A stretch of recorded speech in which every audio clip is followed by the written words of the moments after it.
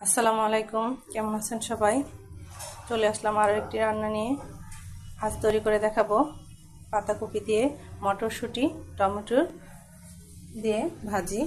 এজন্য আমার যা যা লাগবে, প্রথমে নিয়ে নিয়েছি পাতাকপি। এটা আমি একটু ভাপিয়ে নিয়েছি, লবণ ছাড়া, শুধু হালকা ভাপিয়ে নিয়েছি, পানি উঠে যায় বেশি, এজন্য। সাথে নিয়েছি পেঁয়াজ কুচি, মটরশুঁটি, টমেটো কুচি, কাঁচামরিচ, সরিষার তেল, লবণ আর আদা রসুন পেস্ট, হলুদ মরিচ, জিরা, তেজপাতা, দারচিনি। চলুন তাহলে মূল রান্নায় চলে যাই। এর জন্য প্রথমে আমি দিয়ে দিব তেল। সরিষার তেল দিচ্ছি। তেলের সাথে তেলটা গরম হয়ে গেলে দিয়ে দিব এখানে পেঁয়াজ কুচি।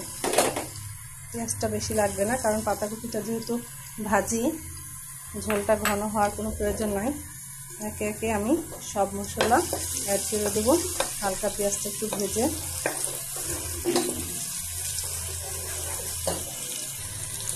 এই পর্যায়ে দিয়ে দেবো আদা রসুন হলুদ তেজপাতা সব একসাথে। মশলাটা আপনাদের পরিমাণ মতো দিবেন, কম বেশি করে নিতে পারেন, ঝাল বেশি কম, হলুদ বেশি কম, নিজের ইচ্ছে মতো। দিয়ে দেব লবণটাও পরিমাণ মতো।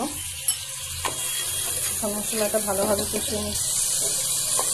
এখন দিয়ে দেবো আমি টমেটো কুচিয়ে রাখা, সাথে দিয়ে দেব মটরশুঁটি আর টমেটো একসাথে আমি এখানে দিয়ে দেবো। এটা আমার ফ্রোজেন করা মটরশুঁটি ছিল। পাতাকপিটায় পানি উঠে যায়, এই জন্য আমি আগে একটু ভাপিয়ে নিয়েছি, সময় কম। এর জন্য আপনারা চাইলে ভাপানো ছাড়াও অ্যাড করতে পারবেন। মশলা কষানোটা হয়ে গেল, মশলাটা আমার সম্পূর্ণ কষানো হয়ে গেছে। এখন এর সাথে আমি দিয়ে দেব একটু ভাপিয়ে রাখা পাতাকপি বা বাঁধাকপি। এটা দিয়ে আমি একটু ভালোভাবে নেড়ে নেব। এই রান্নাটায় কেমন বেশি পানি লাগবে।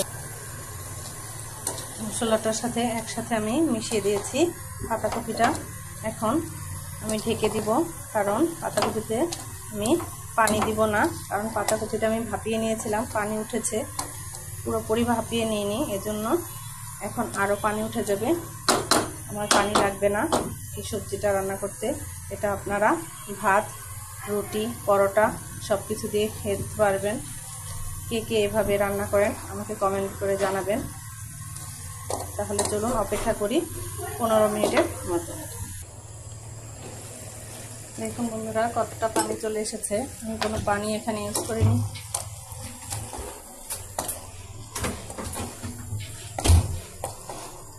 আর 10 মিনিট অপেক্ষা করব রান্নাটা সম্পূর্ণ হওয়ার জন্য।